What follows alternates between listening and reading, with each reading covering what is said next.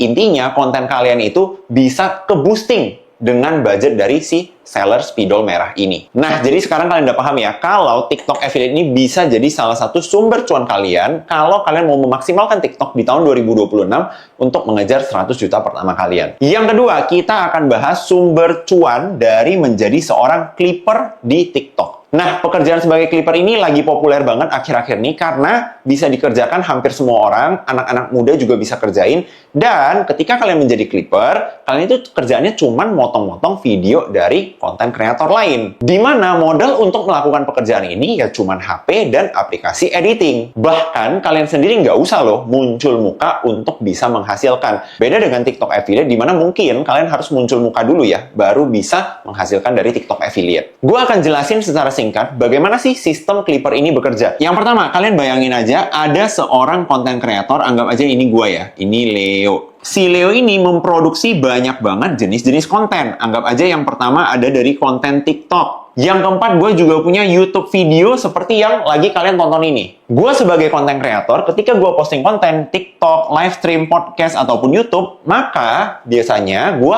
hanya akan menjangkau orang-orang atau audiens yang udah kenal gue atau mirip dengan audiens gue sekarang. Limitasi kedua buat gue sebagai konten kreator adalah kita tahu kalau misalnya nggak semua orang itu punya waktu atau suka nonton konten-konten yang berdurasinya lumayan panjang. Misalnya podcast yang durasinya itu bisa sampai 1 jam. Atau mungkin YouTube video gue ini yang durasinya itu bisa sampai 10 menit atau 20 menit. Atau live stream gue di TikTok yang sekali nge-live itu bisa sampai 1 jam. Maka muncullah kebutuhan orang-orang yang dinamakan clipper untuk membantu gue mendistribusi konten-konten gue supaya bisa dilihat oleh lebih banyak orang. Nah, clipper-clipper ini tugasnya itu simple banget. Dia akan motong-motong konten-konten gue, mau itu di podcast, mau itu di YouTube, mereka akan saling potong nih. Anggap aja dari satu video ini yang durasinya misalnya 15 menit, ternyata bisa dipotong menjadi 15 klip yang berbeda. Karena selama 15 menit ini, topik yang gue bahas itu kan nggak cuma satu. Misalnya di topik sebelumnya aja, ketika gue bahas TikTok affiliate, gue ada bahas soal konsistensi, gue ada bahas soal personal branding, gue ada bahas soal produk.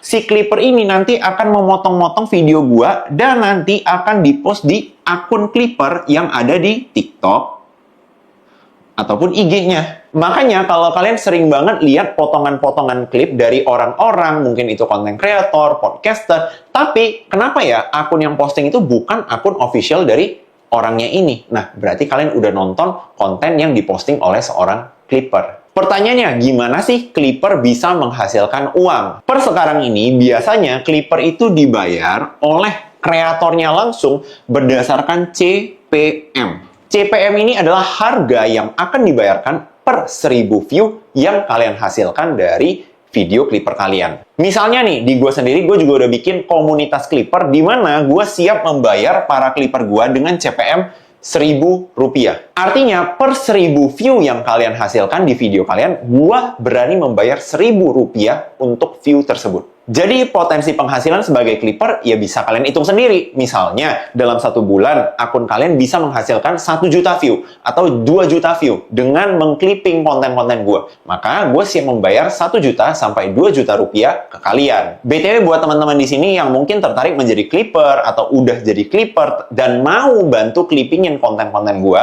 untuk reward yang gue bilang tadi ya. Tapi itu rewardnya itu bisa berubah-ubah ya. Per sekarang memang